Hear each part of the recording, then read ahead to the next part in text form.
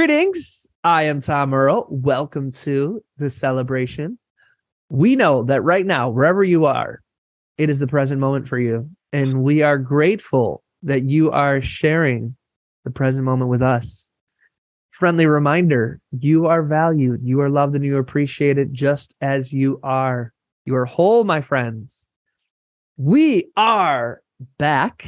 Remy is back in the house. How are you? Yo, I'm doing great. Yeah. I like it. Let's go camera off right away. Okay. So I have Remy and I on a quick pace for these episodes because I got a hard stop for daycare pickup. Oh my gosh, for the babies, for the youth. That last episode. Woof, we got in and out. It was like, let's get deep. Okay, we're stopping. Let's get deep. That was nice. I feel like I got some stuff off my heart that I've been meaning to share. Ooh, okay. Well, we going back in. I remember. Yes. You know, I was saying to somebody else who's Muslim, I was like, you know, at my wife's church, first of all, it's outside. Okay. Families get to sit together. They have a live music by people who go to the congregation, you know, playing on acoustic guitars and bass, and they're singing great songs. And this is in California? Yeah, this is here. It's women led. They sent my daughter home with something she could put on her backpack that says everyone is loved, and it had the most up-to-date LGBTQ flag. I knew it was something gay. It's like, you know, it's like, yes, it just makes me so like frustrated. You know, like, makes me so frustrated. Like, why? Like, where am I going to take her to be like, let me show you something as dope as this, but Islam? It's like, yeah. Oh, you got to go over on that side. Sorry, daddy can't even be with you. Might have to do like a Zoom. Yeah. Freaking Juma, like, for real. And if you feel like you have something to share with the good folks here, sorry. You should have been born with a penis, because you can't speak at Juma. That is for real. Yeah. So I was like, I got so like my thing is like, hey, let me take you on this hike. Let me get you on top of this really big hill. This is my masjid. And then y'all do what you got to do there. Yeah, because I think, to me, you don't need a spiritual book. You don't need a prophet. You don't need any of that stuff. That's what you have. Like, you are born with all of that already. You know, that's what I've been I guess getting back to. And it's been, can I curse here? Yep, go ahead. Get them all out. Which one are you choosing? Which one? Here we go. We're excited. Really fucking uncomfortable. Oh, right for the big one. Oh my gosh, I kind of want a little bomb drop over my mouth. I don't know. Didn't even warm us up. It went right to the fuck one. All right. Yeah. Okay, go ahead though. Oh, you know, just like when I was coming into Islam, I think I was in a space where I definitely felt, we were talking about like, you feel things earlier, and I felt like so spiritually unprotected. Like things were just like disturbing my like aura, like my vibe. And I was like, oh, like Islam, like, oh, like one of like God's names is protector. Hell yeah. Like, I'm with this. Like, and just like having something to like land back on and like go back to and kind of lean on. And now I feel like, and I felt like it was like, oh, I need to like find like a spiritual path now, or like my life is gonna be so in shambles, which it just didn't happen. I don't know where I was then, but like, and now I'm back to like this place where you're saying like you don't like need a particular signpost or anything. Like, it's fine to just like know what it is without tagging something on it. Mm. And for me in my life right now, that is Islam. I feel like Islam was built to be decentralized. Mm-hmm. It wasn't built. To me, it wasn't built where you got to go to permission from anybody. Yeah. I don't need anybody's permission to, interpret things the way I want to interpret, because this is my path. And if it makes you upset, that's a really good reflection of your own insecurity. And if I am your enemy because of the way I think, you know what? The thing is our enemies are often our greatest teachers, because the thing we usually hate about them is usually a reflection of the thing we hate about ourselves.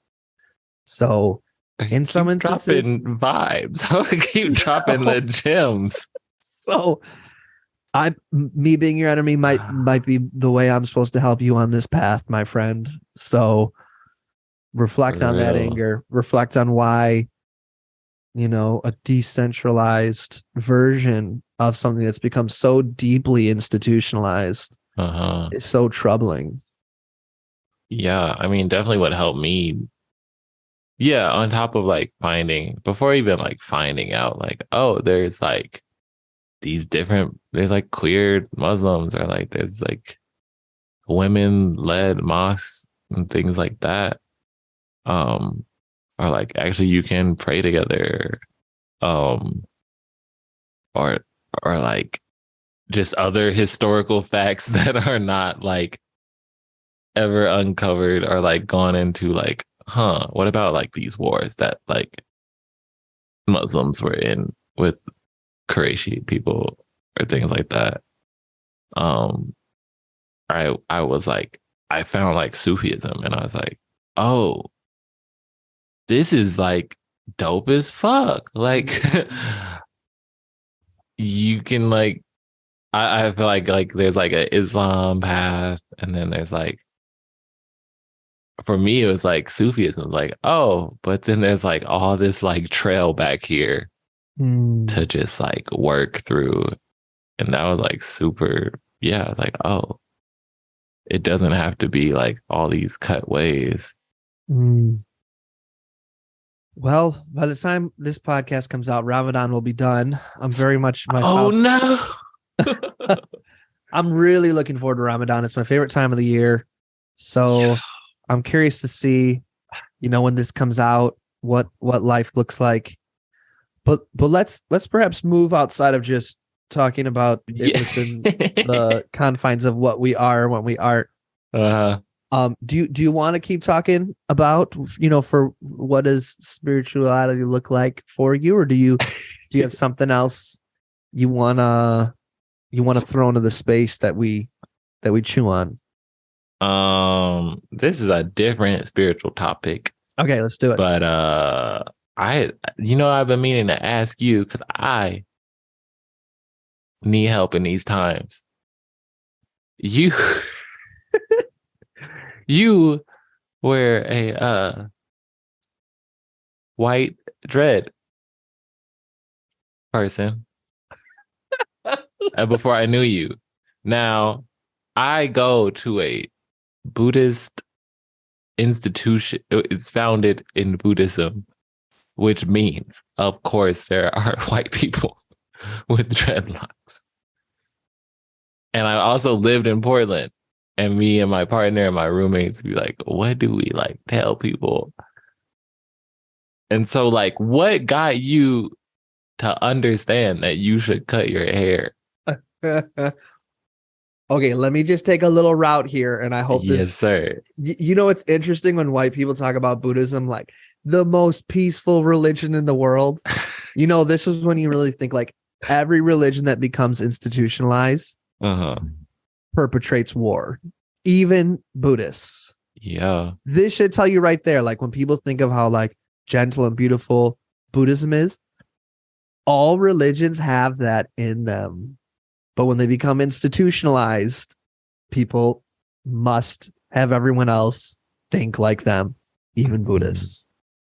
Anyways, I why how did I come to the realization that my locks were not were in the end participating in racism? Is that kind of Yes, the yes, question? yes. That is the question. I see, because you understand it so easily. Tumblr helped a lot. Okay. Ooh. Okay. They don't know about that though. this was when Tumblr was had this was when you could still show nipples on Tumblr. So the heyday. Yeah.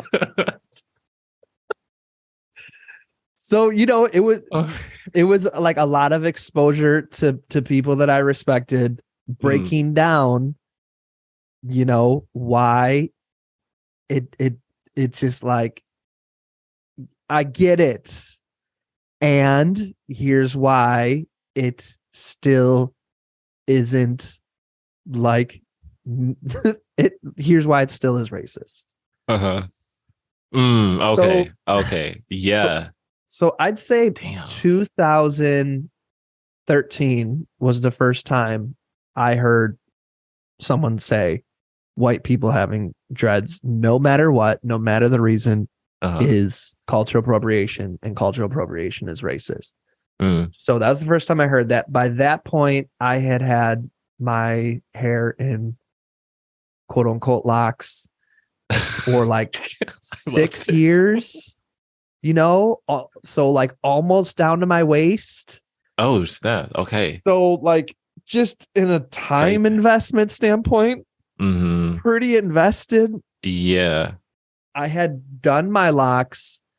I was engaged at the time, and I'm going to say the person was black. It's relevant from what I'm about to say. Uh-huh. Her and I were both like exposed at the school we were going to at the same time to a community that was very Afrocentric and like Black power. And a Wow. big part of that was people cutting off their perm or something to that effect and then going natural. She wanted to do that and she wanted to lock her hair. I, at the time, I looked like Vince Neil from Motley Crue. Like my hair was this beautiful, permed, blonde, just like you could just see a little bit of my face. People would hit on me all the time. And then dudes would, and then they'd see. I didn't understand that this was like a thing until I read Janet Mock's book, but I used to wear like really tight pants, platform shoes. I'd wear women's clothes, and that my hair had to have like a woman's style, and dudes would hit on me all the time. And then they'd find out I was a guy, and then they'd want to beat me up. They'd like follow me Wait. home. They'd harass me. They'd follow me. So Whoa, it's like, what? oh, that was this whole thing around gender and like all is like it's like an interesting thing to kind of like reflect upon. But anyways, I was like kind of getting out of that. I was like, okay, I don't need to look like a heroin addict anymore. Like this is like I'm kind of like don't need the sex, drugs, and rock and roll lifestyle. I'm kind of less into Vince Neil, more into Fred Hampton. So it's like, shit. Okay. So she says, you have long hair. Let me lock your hair. I want to see how it looks. Okay. A black woman said this. So then she started to lock my hair, and then she's like, okay, let me do it with you. And then we kind of did it together. And it was like this thing we did together. Right. Wow. Yeah. So, okay. A nice little story, but it's not about you, the individual. It's just not. It's not about me and my story and why this means so much to me and why it was a part of my journey and all this stuff, right? It's like all this stuff is not about that. It's like, so, this was 2013 when I first heard this. A year goes by, I'm still hearing this. Another year goes by and I'm still hearing this. And ultimately I came to a place where I was like, I have locks and I own it is cultural appropriation. I do not deny it is cultural appropriation. Okay. I own it. And I am just so attached to them. They just emotionally mean so much to me. I had no excuse. That was just kind of like where I came to, like I admit this. And so then it kind of like the question I kept saying to myself was, okay, so then your attachment to your hair is more important than the safety of Black people. Like that is what you then have to, like, if you're really going to own it, that's what you got to own. Yeah, I Like, felt that. That's really, Tom, really. And then it culminated with some internal journeys, but the big one was, it was after Mike Brown was murdered. And a couple months later, or maybe a month later, Bernie Sanders was maybe in Seattle, and Black Lives Matter activists took the stage and kind of took the mic from him to bring attention to Mike Brown. And a bunch of white people messaged me and were like, Tom, you seem to know a lot about race. Why don't Black people get it? Like, Bernie's one of the good ones. Why would you do this to Bernie? And I was just like, wow, like people are more upset about Bernie being interrupted than fucking this young Black kid being gunned down in the street for nothing.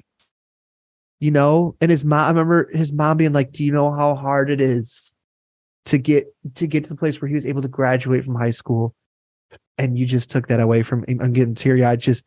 And so I literally just got down on my hands and knees and was like, God, how can I, like, what am I supposed to do? And it's like, well, I instantly heard, well, motherfucker, you should start by cutting your goddamn hair. You should stop being a white guy with dreads. Why don't you start there, you fuck? God likes to swear at me. I love it. Like, all right. So then I texted my friend and was like, do you cut locks? And she's like, yeah. That was it. So I don't know. That's kind of like the story version of it. Did that answer your question? That answered, yeah. I can get more specific, but that's kind of like so I guess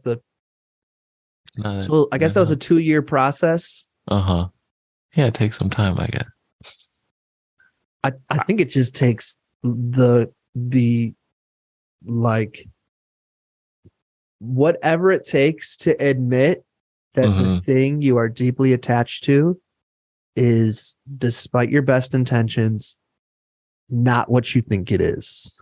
And for some reason or another, probably because of trauma and having to learn through trauma, I have, for some things, an ability to be like, all right, I'm wrong. And that's what it is. If you're a white guy or a white woman or a white non-binary person, and you're like, but my dreadlocks, this and that, and my 100 times down the line, we all come from Africa and the Vikings and whatever. Like, you might have a really story like I felt maybe I did, that's like, oh, that's so sweet. And okay, I can see the nuance. It's like, in this time and place we live in, y'all. In this time and place we live in. That's what I'm sorry. Go ahead. Estranged by, because I would feel like the people who I see with them, I'm sure to some degree, like, know that it's not the right thing to do. And it also seems like they've proliferated in this time where people should know not to have them. But this could also be my fault for moving from Portland to Denver. Like, both of them clearly would have a lot of people with white people with dreadlocks. I think another part of it is when you think of, like, if we think of the violence of gender in this culture, of like, if and I'm going to fumble through this, if you'll forgive me, like, if men definitely have the privilege in this culture, but the formation of, like, a masculine identified cis man is a very violent process. It's very violent. It's like, don't cry. I'm gonna hit you if you cry. Like all this stuff, very violent. Yo, The, whoa. Do you got some sources for this? I like where you're going with this.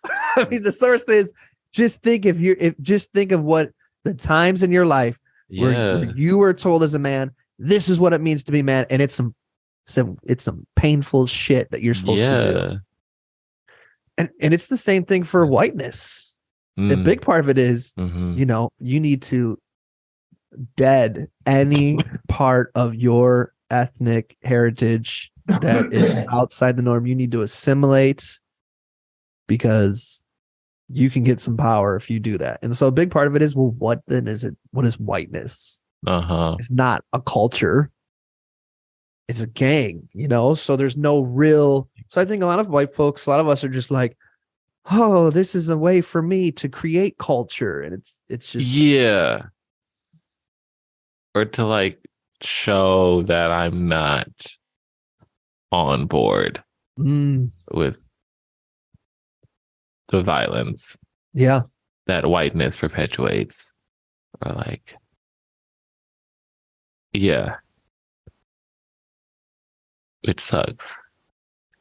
I'm like, sure. And I guess what also sucks is like when encountering like, I'm sure if you like asked, like, I'm not 100% sure. I feel like sometimes you like if you ask a Jamaican person or you ask like an African person, they'll be like, I guess it's okay. Maybe they're like showing like some amount of like reverence to the culture. But then that like drags it out of this position of white supremacy, and then particularly in the United States. Because I'm like thinking of like every time like something comes up where it's like, oh, can we like wear kimonos or some shit? And it's like, well, the Japanese people don't get mad at us for wearing kimonos. And it's like, well, because you're like in Japan wearing a kimono, like you're in their land. Like, and even then, it's like white supremacy is still operating, but like their culture is more dominant. But yeah. Yeah, it's interesting. My mother-in-law makes really dope clothes for me. And so it's Shout always out like, mother-in-law. it's like, what is or isn't cultural appropriation in wearing these prints? Mm-hmm. Um, He's like West African prince. yeah. Yeah. And a brand that my wife and I love, Ade and Io, they sell clothes that have West African prints, and they have a thing on their website that's like, is this cultural appropriation? And they try to answer that too, because they want people to buy their clothes. So I think it's like, I get it's not always cut and dry, but it's just kind of like,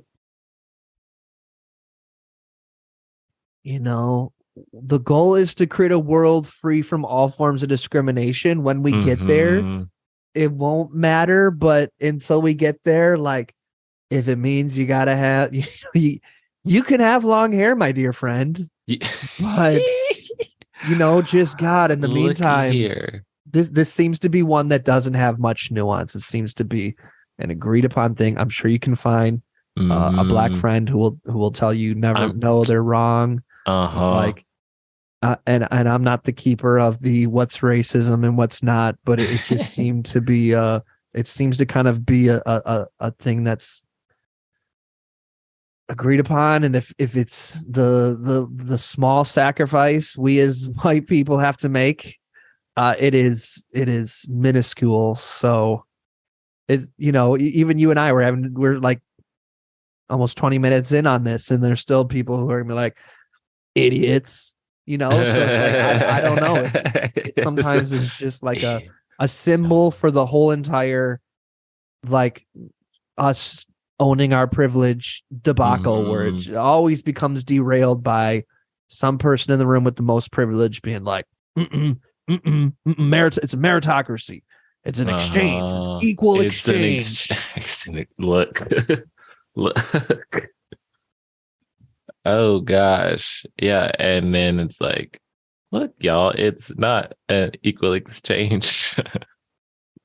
Whiteness has been stealing from everyone. Um, yeah, and what what people be like, what y'all eat? Like they be like, y'all eat hamburgers and French fries. I'm like, bro, that's been pressed up on us. I think it's just an easy meal.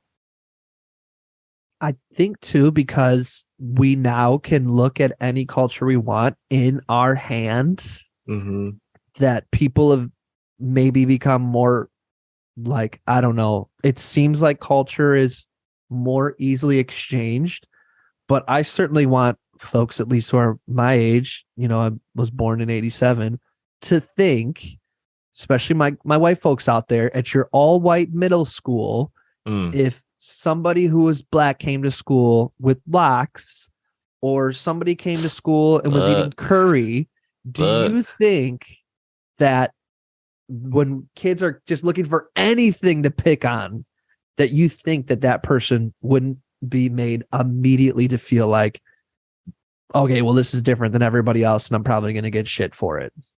So let me try to not be different in this area. Do you think there might be that pressure to assimilate in how you eat and how you look? Because I certainly felt like that, and I was a white guy. So that's like, to me, like, don't let the like social media fool you into thinking that that person definitely got bullied. That's so a fact. It's yeah. When I was doing youth leadership, I'd like say to kids in the room, like, how do you think, because it'd be like, they'd ask me about my hair, and I'd be like, how do you think it'd be different if I was like, you know, a black guy and I looked like this, I had hair like this, and I got pulled over, or I went for a job interview, or I was your teacher, or like, for me, it's like fun and quirky, and it's a individualistic thing. But for him, it'd be a thing. It'd be hair within a narrative that is told before this person even enters the room. There's no room for individuality. And that's the big thing. Whiteness allows individuality because we have power. So there are ample examples of how you can express whiteness. There's no need to generalize us, except in self-defense. Oh, what have you been reading? What are you on? Yes, yeah. I'm like, what'd you say? Oh, I guess I've been reading some going back to Saidiya Hartman, and like, I think someone else said this on social media. Someone quoted something just about how like the freedom of expression, the like individuality, that is expressed in the Constitution for all people only extends to white people, as like it only abstracts to white people to be like an individual. And even then you're like, yeah, like straight white individuals have asserted freedom. Well, I feel like we're shifting gears. I think it's the same gear. The same gear. And I get it. Like, the cornerstone of the way of thinking that everyone is forced to buy into is that you are not enough as you are. You aren't. You need to become enough. You need to become that. And you never will become that because you can always become better. There's always someone who's better than you. There's always more money to be made, more things to become, more things to create. You can be even more famous. You can be this, you that. Like you're never enough. That's like, without the never enoughness, our society, our capitalism would grind to a halt. Okay, so you're never enough. That's like everyone in this society. It's like, hey, welcome. You're not enough, but you'll get there if you work hard enough and if you buy enough things. It's like right away, no matter who you are not enough. You are not pretty enough. You're not smart enough. You're not strong enough. That's like the layer, right? So I live with that constant insecurity because I have been institutionalized in this culture and I have no other layers to add on to it. And every other layer, in terms of my identity, I'm good. It's like, now imagine if it's like, you're not enough and you don't belong unless you're subjugated. And if you're not subjugated, you should die. It's like, imagine that layer on top of the anxiety of just existing in this culture. And the way it'll impact all the decisions you make out of self-preservation. Right. I mean, at that point, how do you even decide? So was it just an exclamative? What'd you say? I'm sorry. Was that just an exclamation? I just said, motherfuckers, kill me. They kill me. The just total fear of owning this. And I get it. One of the ways we're taught to be worthy is to earn it through your hard work. Yeah. That's one of the things that you're sold, especially as a white guy. So here's the trap. If you didn't earn it, you're not worth living. Then you're a piece of shit. You're an even bigger piece of shit than you thought. The things people say. I like the point you made about, right. Of course, like I think about it. I'm like, oh, you're white dreads. Like if you went into a job interview or like, right, you get pulled over. Right. That's not what they're basing you off of. So just like this fetishism that happens within racism to like identify a person and then oppress them off of a characteristic, right? Especially, I mean, colorism is like probably the most, is it oblique form of that? All right, if you're like, oh, like, okay, now you got dreadlocks, like criminal already, or like you got a chain on, like criminal, or like, or a woman like having her arms out or like her legs out, like a criminal. And just like identify, like attaching these markers to the race to like assign this guilt and this like, right, what you're saying, like it somehow goes from like citizen to like you are not worthy of freedom at all because of your existence that doesn't like align with whiteness, which or at least whiteness's perception of how you should be operating as close as you can get to whiteness, because you will never like get to it. Yeah, so like that, and then versus like a white person like being able to like wear something is like, it is like just a costume because you get to like wear it, or like the dreadlocks or like a kimono or like or like a pattern, like something traditional, like you get to wear it, but you don't have to deal with all the other like colonialist oppression that comes with like being inhabiting that part of yourself. Hmm. Well, we are 6 minutes and 17 seconds Okay. over. Oh gosh. I know it's Run. such discipline. I'm so used to doing like hour and a half episodes. So it's so disciplined for me to be like, I'm going to do 30 minutes. So next week, we're going to start off here. We're going to close this conversation out. And then we're going to move into talking about some things, including music. I say that every time. We're going to get to music, guys. I promise. Where can the good folks out there tell you how much they love you? Y'all can hit me on Instagram. It's yummy __ online. Yummy, like the word, like delicious, tasty.